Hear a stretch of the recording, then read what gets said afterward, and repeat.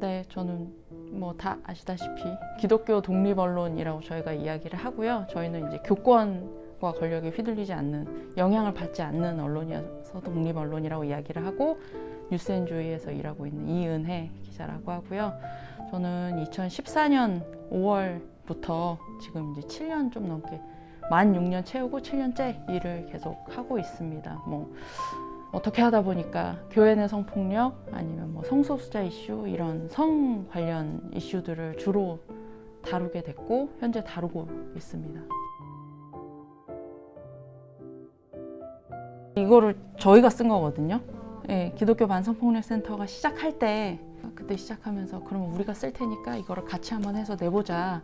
그렇게 해서 이제 이 안에 사례 들어간 거는 저희가 다 취재를 한 거를 바탕으로 익명화 해가지고 이제 낸 건데, 교회 성폭력 제3자를 위한 가이드라고 써놓은 게 있거든요. 뭐 경청, 공감, 지지, 뭐 이런 부분들이 있는데, 좋죠. 그렇게 하면 좋은데 쉽지가 않으니까 가장 믿고 편하게 이야기해 줄 수 있는 한 사람, 아니면 뭐 팀이면 가장 좋죠. 사실 가장 안전하게 느낄 수 있는 팀이 이야기를 해주면 가장 좋은데, 그때도 역시 마찬가지인 거는, 이건 약간 취재할 때 피해자분 증언하시는 거 들을 때랑 비슷한 것 같아요. 아무리 궁금해도 안 물어보거든요. 그러니까 정말 필요할 때 다 이야기하신 후에, 이제 그 후에 궁금한 게 있으면 아주 조심스럽게 여쭤보는 경우도 있고, 특히 행위 같은 거는 굉장히 조심스럽잖아요. 그런 부분을 뭐 막 대놓고 여쭤볼 수는 없는데, 어쨌든 필요하긴 하니까 이 기사를 쓰려면 섣부르게 먼저 궁금하다고 먼저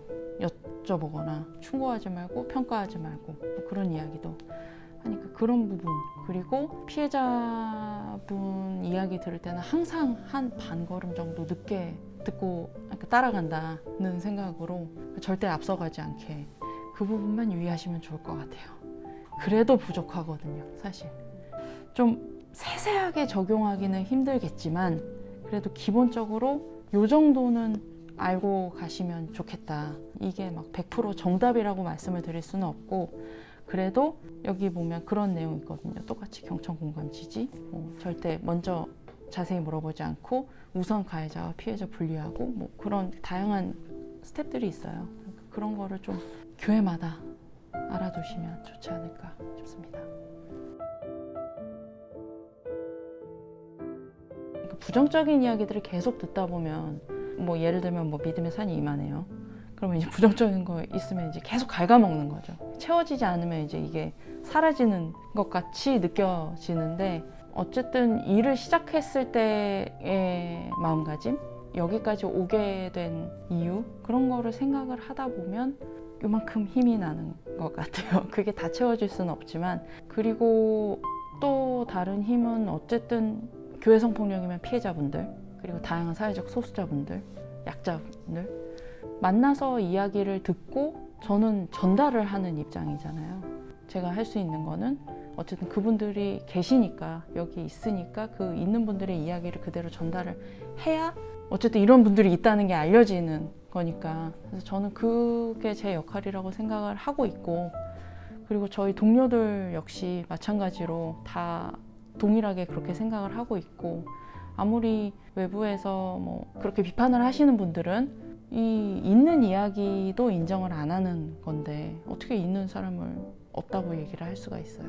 그래서 최대한 이거를 많이 알려야겠다, 그 생각으로 하고 있어요. 오히려 그렇게 대하는 게 더 좀 마음이 편한 것 같아요.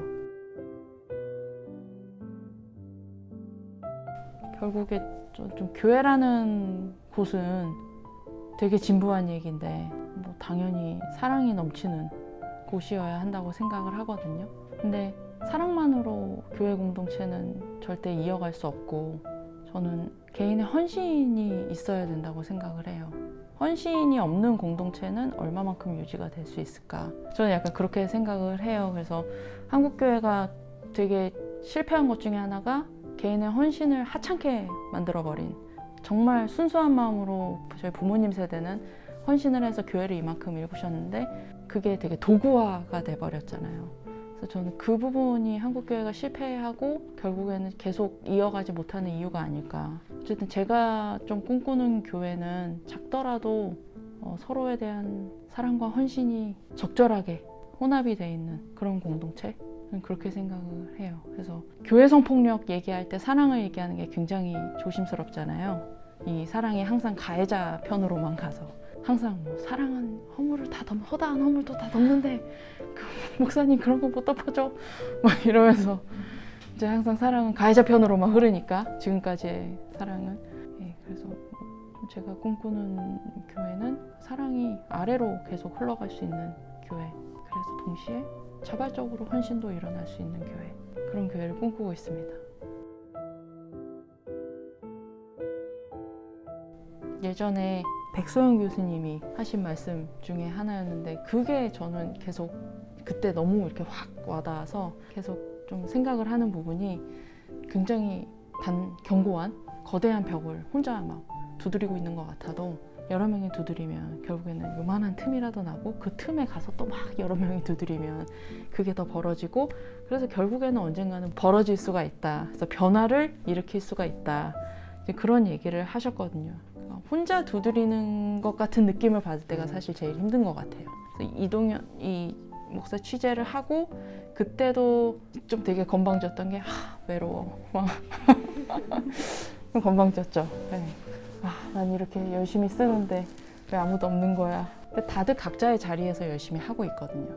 그리고 그만큼 이전부터 오랜 선배들이 이 운동을, 교회 내 여성 운동을 해오셨고, 지금 그대로 눈에 직접적으로 막 그래 바통을 받아라 이렇게는 아닐지라도 이어가고 있는 분들이 곳곳에 있는 거잖아요. 그 흐름을 이제 어떻게 보면 거대한 흐름에 저희가 이제 점 하나로 이렇게 껴가지고 그 점들이 다 이어져서 계속 이 흐름을 만들어가고 있는 거라고 저는 생각을 해요. 그래서 그 흐름이 결국에는 그 틈을 더 크게 벌릴 수 있을 거고, 그래서 좀 당부드리고 싶은 거는 절대 이제 혼자라고 생각하시지 않는 게 가장 중요한 것 같고, 그리고 또 한 가지는 눈앞에 보이는 거에 일희일비하기 쉽거든요. 저도 그렇고 지금도 사실 그러고 있고 그런 마음을 좀 버리는 게 중요한 것 같아요. 일희일비하지 않고, 그리고 가장 중요한 건 어쨌든 번아웃 되지 않고 자기 마음 다치지 않는 게 가장 중요해요. 그래서 약간 그런 기미가 있으면 이제 본인은 떨어지는 게 차라리 그래야 오래 갈 수 있으니까, 그런 부분들을 유의하시면 좋을 것 같아요.